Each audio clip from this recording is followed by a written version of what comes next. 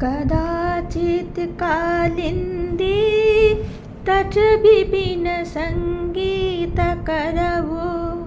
मुदाभिरी नारी बदनकमलास्वादमधुप रमा शम्भो ब्रह्मा सुरपति गणेशार्चितपदो जगन्नाथ स्वामी नयनपथगामी भवतु मे जगन्नाथ स्वामी नयनपथगामी भवतु मे भुजे सव्ये वेणुं शिरसि शिखिपुच्छं कटितटे दुकूलं नेत्रान्ते सहचरकटाक्षं विलसयन् सदा श्रीमद्बृन्दावनवसति लीला परिचयो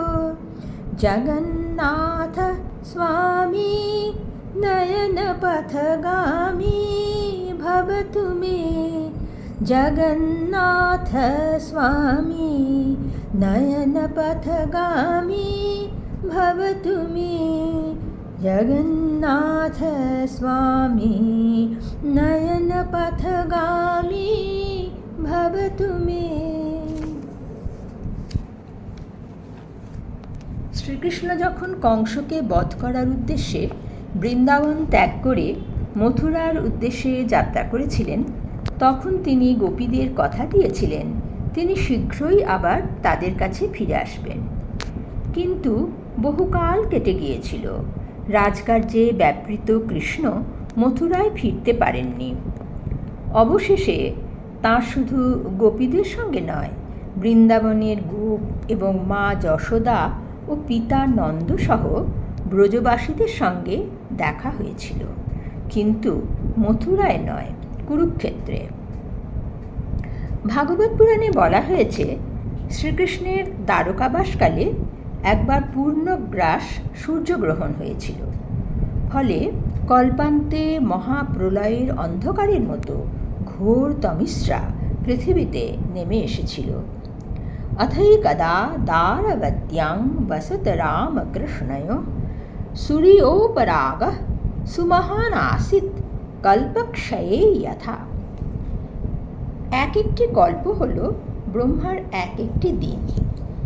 জ্যোতির্বিদ্যা সম্বন্ধে পুঙ্খানুপুঙ্খরূপে জ্ঞান থাকায় সূর্যগ্রহণের সঠিক সময়টি ভারতবর্ষের সকলের কাছে অবগত ছিল। ফলে সেই উপলক্ষে ভারতবর্ষের নানান স্থান থেকে দলে দলে পুণ্যার্থীরা কুরুক্ষেত্রের সমন্ত পঞ্চক নামক তীর্থক্ষেত্রে যাত্রা করেছিলেন, কারণ তারা জানতেন সূর্যগ্রহণকালে মহাতীর্থ কুরুক্ষেত্র হ্রদে স্নান করলে মহাপুণ্য হয়। শুকদেব সেইটি বলেছিলেন পরীক্ষিতকে। তং জ্ঞাত্যা মনুজা রাজন পুরস্তাদেব সর্বতঃ সমন্তপঞ্চকং ক্ষেত্রং যয়ুঃ শ্রেয়ো বিধিৎসয়া। এই সমন্ত পঞ্চক্ষেত্রেই সর্বোত্তম শস্ত্রধারী পরশুরাম পৃথিবীকে ক্ষত্রিয় শূন্য করে অত্যাচারী নৃপদের রক্তে 5টি মহাহ্রদ তৈরি করেছিলেন। সর্বশক্তিমান পরশুরাম কর্মের দ্বারা স্পৃষ্ট না হয়েও যেমনভাবে সাধারণ মানুষ পাপ ক্ষালনের জন্য প্রায়শ্চিত্ত করে, সেইভাবেই লোকমর্যাদা রক্ষা করার জন্য সেখানে যজ্ঞ করেছিলেন।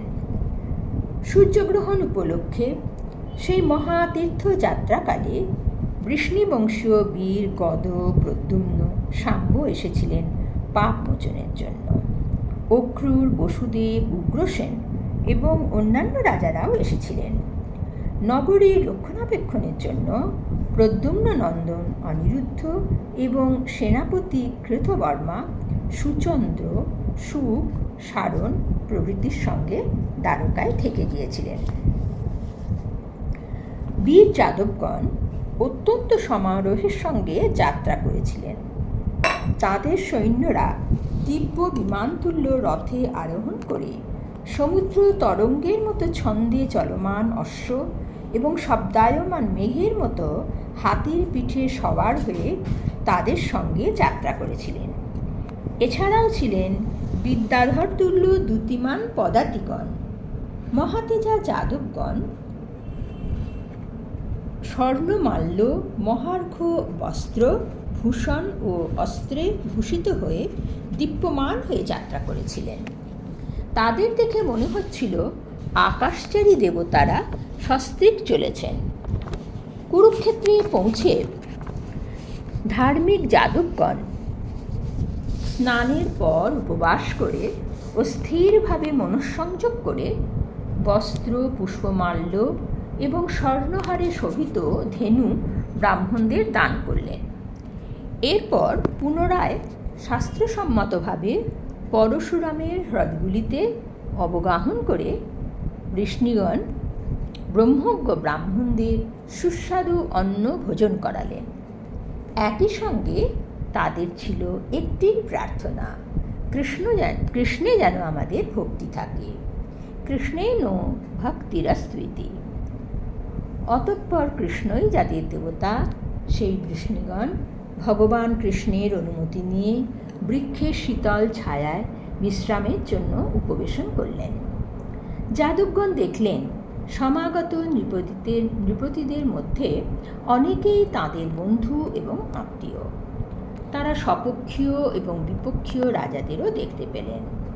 তারা দেখতে পেলেন নন্দ মহারাজকে, তাদের সহিত গোপ এবং গোপীদের, যাদের সঙ্গে দেখা করার জন্য তারা এতদিন উৎকণ্ঠিত হয়ে অপেক্ষা করছিলেন।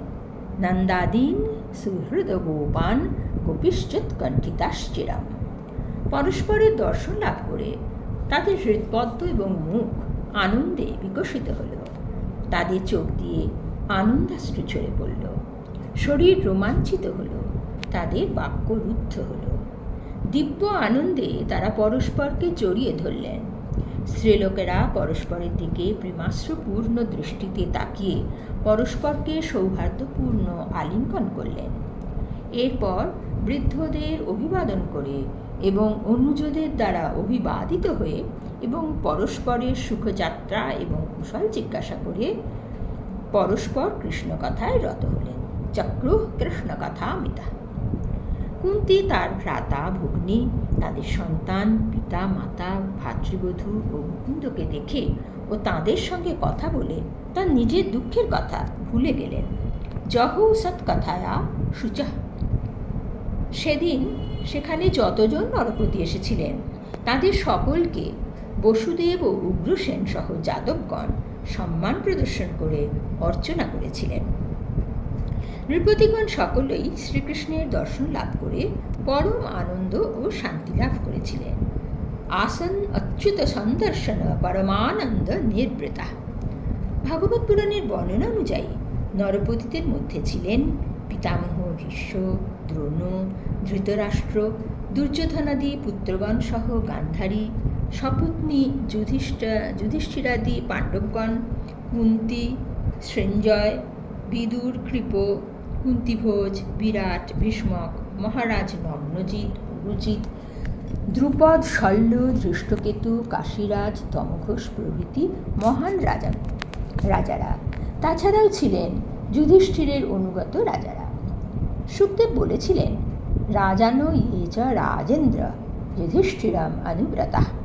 শুকদেবের এই বাক্যটি শুনে মনে হয় এই সূর্যগ্রহণের আগে থেকেই হয়তো যুধিষ্ঠির ইন্দ্রপ্রস্থে রাজত্ব করছিলেন, যদিও তখনও রাজসূয় যজ্ঞের আয়োজনের সূচনা হয়নি। সকল রাজাই সস্ত্রীক শ্রীকৃষ্ণের পরম সুন্দর শ্রীনিকেতন বিগ্রহ দেখে অত্যন্ত বিস্মিত হয়েছিলেন। শ্রীনিকেতং বভু শৌরে সস্ত্রীকাং বীক্ষ বিস্মিতা। ভগবান বলরাম ও ভগবান কৃষ্ণ তাদের যথাযথরূপে সম্বর্ধনা করলে পরে রাজারা অত্যন্ত আনন্দে ও উচ্ছ্বাসে বৃষ্ণিবংশীয় ও কৃষ্ণের সহচরদের প্রশংসা করেছিলেন। তারা ভোজরাজ উগ্রসেনকে বলেছিলেন, আপনাদের জীবন ধন্য, কারণ যোগীদের কাছে যে কৃষ্ণের দর্শন দুর্লভ তাকে আপনারা অহরহ দর্শন করছেন। अहो भूजपते यं जन्मभाज नृणम् इह यत् पश्यथा असकृत कृष्णं দুর্দর্শম अपि योगिनाम। তারা বলেছিলেন, ভগবান কৃষ্ণের কীর্তি বেদ বিশ্রুত। তাঁর পাদধৌত গঙ্গাজল এবং বাক্যরূপ শাস্ত্র ও কীর্তি জগৎকে পবিত্র করছে। সেই শ্রীকৃষ্ণের সঙ্গে আপনারা অহরহ কথোপকথন করছেন। আপনাদের গৃহে সেই সর্বব্যাপক বিষ্ণু ভগবান মূর্তিমান রূপে নিবাস করছেন, যার দর্শন মাত্রেই স্বর্গ এমনকি মোক্ষের ইচ্ছাও পূর্ণ হয়ে যায়। পুণ্যলাভের আশায় নয়, কৃষ্ণকে পুরোগামী করে যাদবেরা কুরুক্ষেত্রে এসেছেন শুনে কৃষ্ণের দর্শনের আশায় নন্দ মহারাজ ও যশোদা গোপ ও গোপীদের নিয়ে তাদের গোশকটে সকল ব্যবহার্য বস্তু চাপিয়ে কুরুক্ষেত্রে এসেছিলেন। তীর্থস্নানে তাদের আগ্রহ ছিল না। কুরুক্ষেত্রে এসে তারা সেই বিশাল জনস্রোতের মধ্যে আকুল হয়ে শুধু কৃষ্ণকেই খুঁজছিলেন। নন্দস্তত্র यदुन प्राप्तान ज्ञात्वा कृष्णपुरोगमान तत्रागमत वृतो पैरणः स्वार्थैर्दिदीक्षया। নন্দরাজ ও ব্রজবাসীদের সঙ্গে বহুদিন যাবৎ সাক্ষাৎ না হয় যাদবরা ম্রিয়মান হয়ে পড়েছিলেন। ফলে কুরুক্ষেত্রের পুণ্যস্থানে নন্দরাজকে দেখে যাদবেরা সংজ্ঞাপ্রাপ্ত ব্যক্তির মতো আনন্দে উচ্ছ্বসিত হয়ে তাকে আলিঙ্গন করলেন। তং দৃष्ट्वा কৃষ্ণয় হৃষ্টস্তন্মঃ প্রাণমিবোত্থিতাঃ পরিশস্বজিরে গাঢ়ং চিরদর্শন কাতরা। শ্রীকৃষ্ণ যখন কংসকৃত অত্যাচার থেকে মথুরাবাসীদের বাঁচাতে মথুরায় এসেছিলেন, বৃষ্ণিদের সঙ্গে মথুরায় আগত নন্দের তখনই শেষ দেখা হয়েছিল। এরপর তাঁরা জরাসন্ধের হাত থেকে বাঁচার জন্য কৃষ্ণের পরিকল্পনা মতো সুদূর দ্বারকায় চলে যাওয়ার পর আর তাদের সঙ্গে নন্দের সাক্ষাৎ হয়নি। নন্দকে দেখে বসুদেব শুধু আনন্দে উচ্ছ্বসিতই হলেন না, ভ্রাতৃপ্রতিম নন্দের জন্যই তার পুত্র কৃষ্ণ কংসের হাত থেকে রক্ষা পেয়েছে তা তিনি কৃতজ্ঞতার সঙ্গে স্মরণ করলেন। নবজাত শিশুপুত্রকে নন্দের আশ্রয়ে রেখে আসার কথা স্মরণ করে তিনি নন্দ মহারাজকে পরম প্রেমে জড়িয়ে ধরলেন।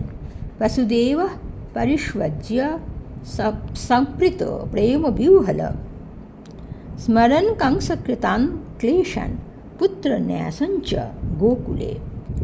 বসুদেব সহ সকল যাদবদের সঙ্গে নন্দরাজ ও ব্রজবাসীদের এই মধুর মিলন কুরুক্ষেত্রের পুণ্যভূমিকে আনন্দক্ষেত্র করে তুলেছিল। মা যশোদা এসেছেন পিতা নন্দ মহারাজ, এসেছেন সুদূর ব্রজভূমি থেকে ব্রজবাসীরা তাদের নয়নের মণি সুখদর্শন কৃষ্ণকে একবারটি দেখবেন বলে। বলরাম ও শ্রীকৃষ্ণের সঙ্গে যশোদা মা ও নন্দ মহারাজের মিলন মুহূর্তটি সকরুণ এক সুখের আবেশে অপার্থিব সৌন্দর্যে ভরে উঠেছিল। কৃষ্ণের সঙ্গে দেখা হয়েছিল কৃষ্ণের প্রাণপ্রিয়া গোপীদেরও। এই পৃথিবীর মাটিতে যেন নেমে এসেছিল আনন্দ নিকেতন স্বর্গ। আসুন এখন আমরা ভগবান শ্রীকৃষ্ণের নাম সংকীর্তন করি। হরে কৃষ্ণ কৃষ্ণ কৃষ্ণ হরে হরে হরে রাম রাম রাম হরে হরে হরে কৃষ্ণ কৃষ্ণ কৃষ্ণ হরে হরে হরে রাম রাম রাম হরে হরে কৃষ্ণ কৃষ্ণ কৃষ্ণ হরে হরে হরে রাম রাম রাম